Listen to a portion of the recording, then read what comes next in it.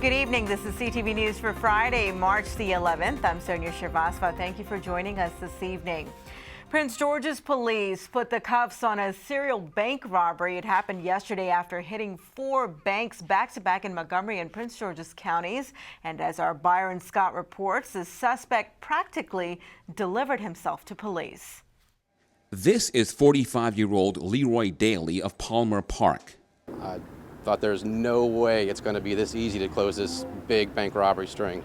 And this is Prince George's County police officer Craig Weingartner.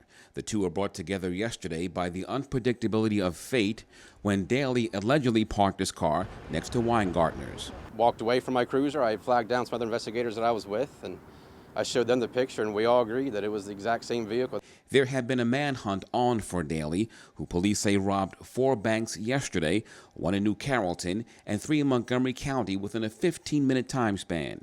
And so the message really today is paying attention pays off.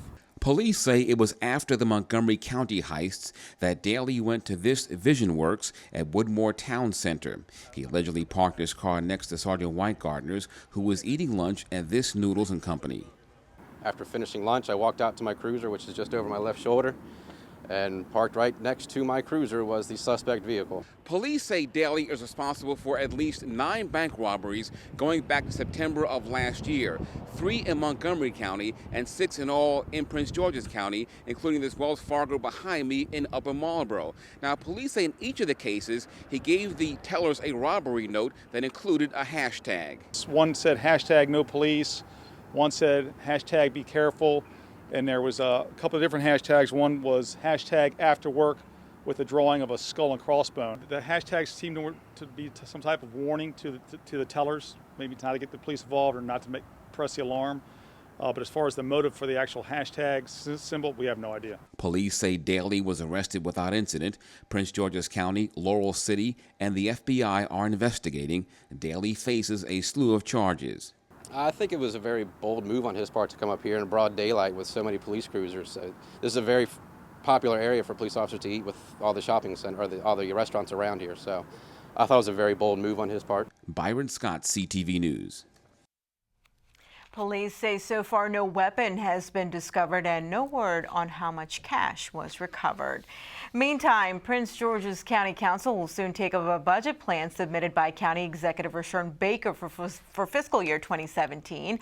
Almost $2 billion of the nearly $4 billion proposal is set aside for education. Now that's $93 million more than the previous budget year, but $100 million less than the school's chief asked for. Baker allocates $106 million for the community college and $27 million for the Memorial Library system. Now his budget plan also includes money to beef up public safety, adding 25 sheriff's deputies and 105 correctional officers.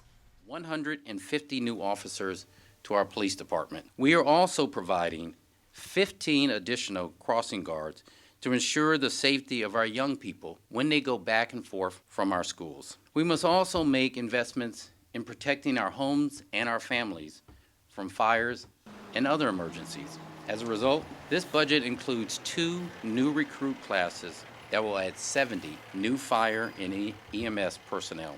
We are also including operational funds for our volunteer firefighting companies.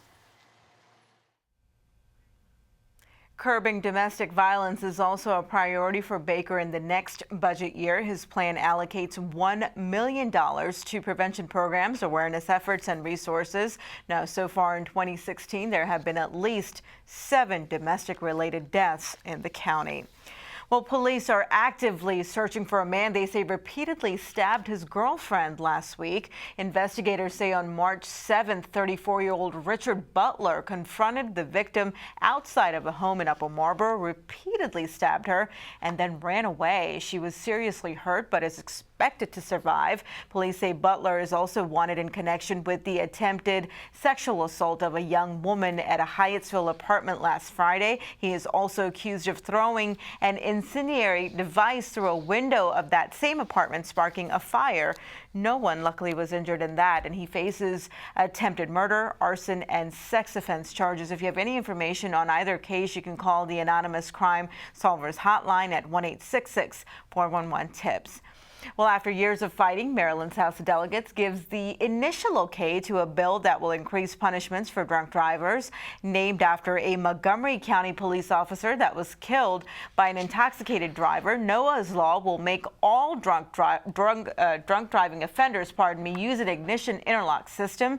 Individuals would blow into the device, and if their blood alcohol level is over the limit, they will not be able to start the vehicle. That with passage of this bill, this is the one piece of legislation that we can say for a fact that will be acted on this year that will save lives. And there isn't another bill that we can say that about, but that we know for a fact with passage of this, lives will be saved and bodies will not be torn apart in violent drunk driving tragedies.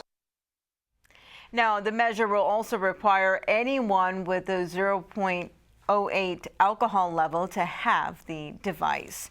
Meantime, a Cottage City man faces up to 16 years in prison after he was convicted yesterday in a drunk driving crash that killed his wife and sister-in-law. 25-year-old Charles Wiggins had a blood alcohol level of 0.9 when he rear-ended a pickup truck on the BW Parkway last December. He'll be sentenced in June. You are watching CTV News. I'm Sonia Shrivastava.